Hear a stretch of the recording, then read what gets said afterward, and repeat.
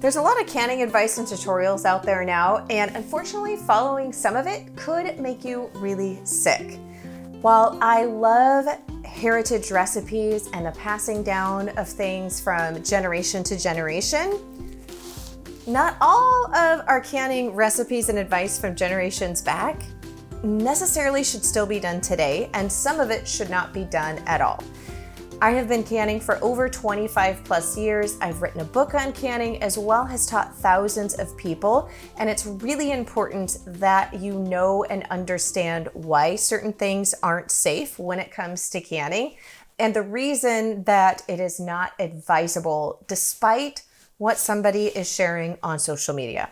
So first up is going to be where people are canning jars of bread and or cake. The reason that this isn't safe is just because something seals inside of a canning jar.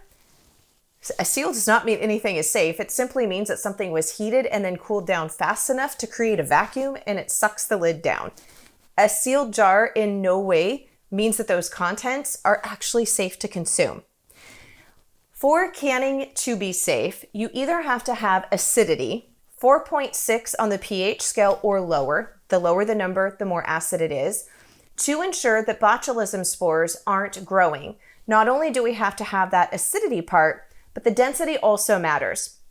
Thinking about pickled eggs. So for pickled eggs, it is a acidic brine. They're going into vinegar. However, an egg is so dense for that brine to get all the way through the egg to the center of the yolk and make sure that the center of the yolk becomes 4.6 or lower on the pH scale to avoid botulism.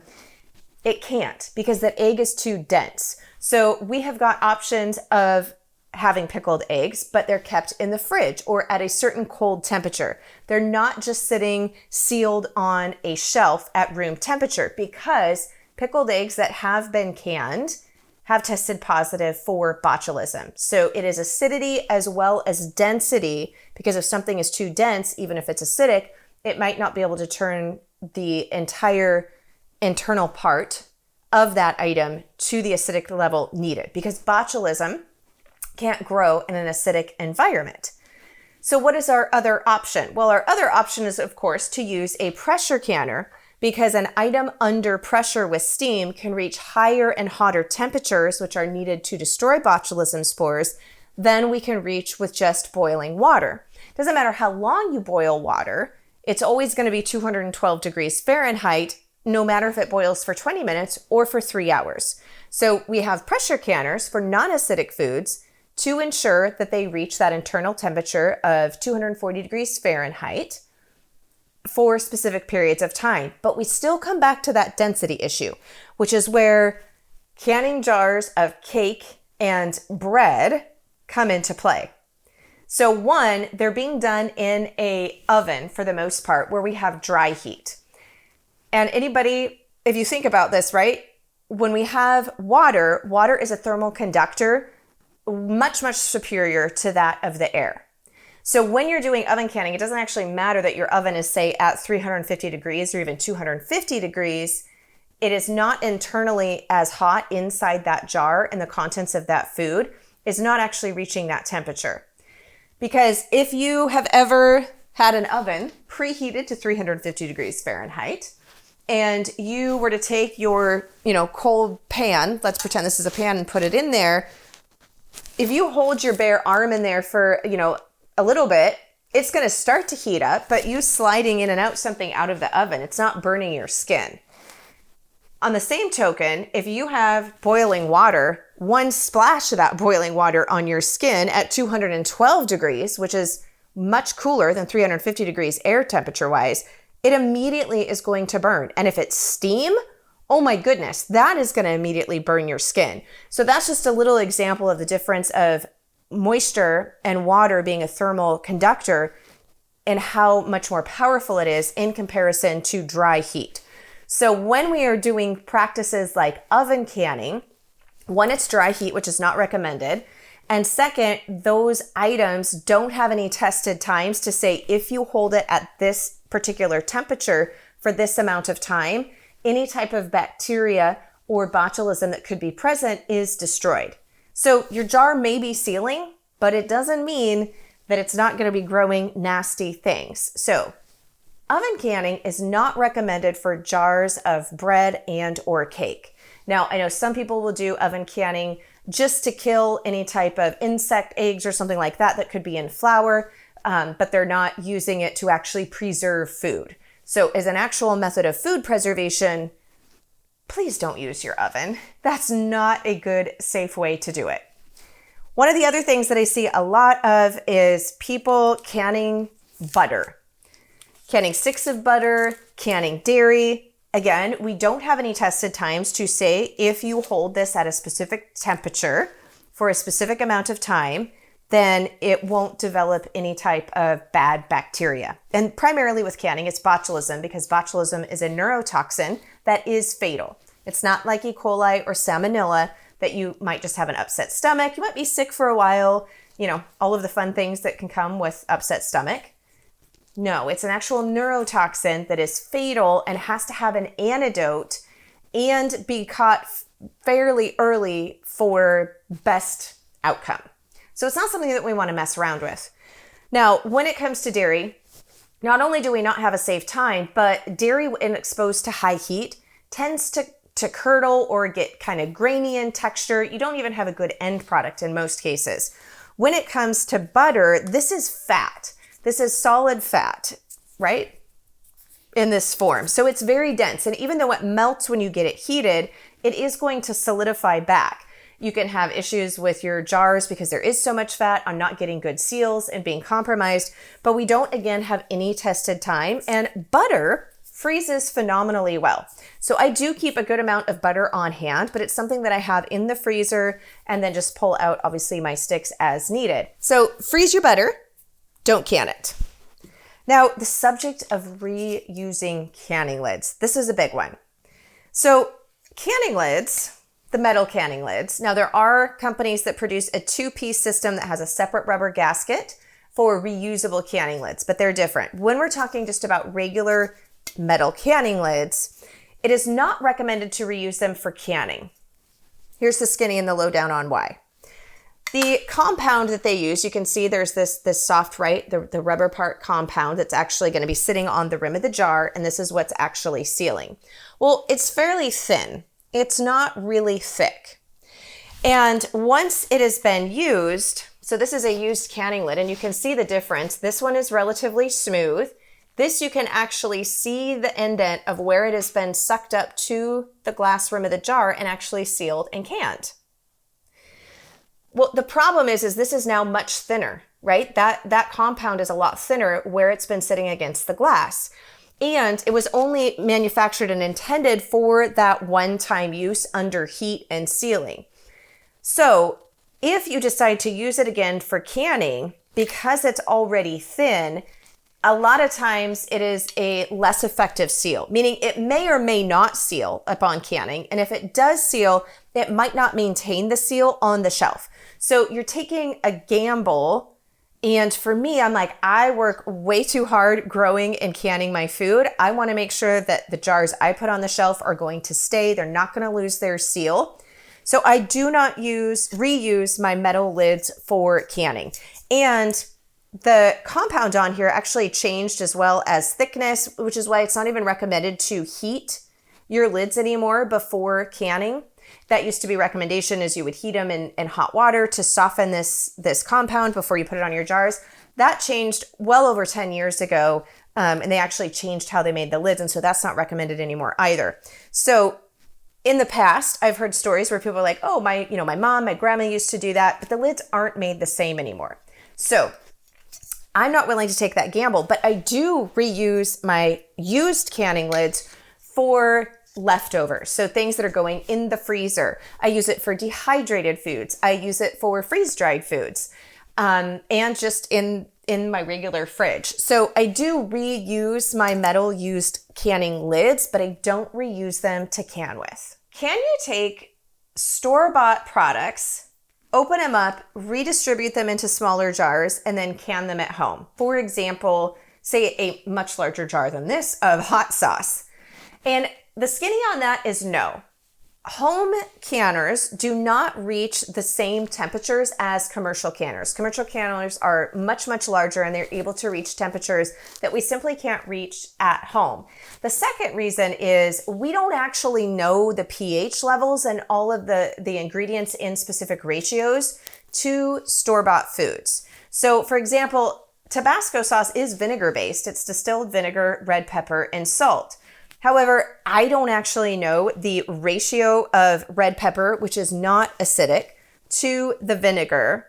And I don't have a safe tested recipe because the commercial company is not going to be doing that. Like, why would they? So we don't recommend recanning store-bought items because we simply don't know pH levels. We don't have tested times and they already come shelf stable. So if you aren't going to use the full amount, then you can freeze it, but it's not recommended to recan it. Now on that subject, you're going to be like, well, what if I use a pH test strip and it says that it's 4.6 pH or lower? Because that is safe to recan. Unfortunately, pH test strips are not accurate enough when it comes to canning. So it's not like we can just take any old recipe that we want, put a pH strip in there and be like, oh, it's 4.6, so I'm good to go with water bath canning it. Because we also have the density issue, right? And we have to know how long that item needs to stay at specific temperatures in order to ensure that it's safe. So at this point in time, pH test strips aren't our answer for when it comes to safe canning. Now, one of the other questions I get is on canning tomatoes. So canning tomatoes are borderline acidic. What I mean by that is 4.6 pH, you're gonna be able to say that in your sleep now, is where we fall on the line of acidity safety. Not all tomatoes, some of it depends on the type of tomato, the soil that it's grown in, its ripeness. The more green a tomato is, actually, the more acidic that it is. So we have a lot of factors, and which is why in all of the tomato canning recipes you see, there is a form of added acid added to it. In some cases, it's going to be vinegar, and it does need to be 5% or higher acidity vinegar when it comes to canning. It could be bottled lemon juice from concentrate, not fresh, so that we have a very consistent level of acid in the bottled lemon juice from concentrate. So you can say without a doubt, fresh lemon juice, again, lemon type, when it's harvested, changes the pH value. So we have to have something uniform for testing, which is why it's bottled lemon juice from concentrate and or citric acid.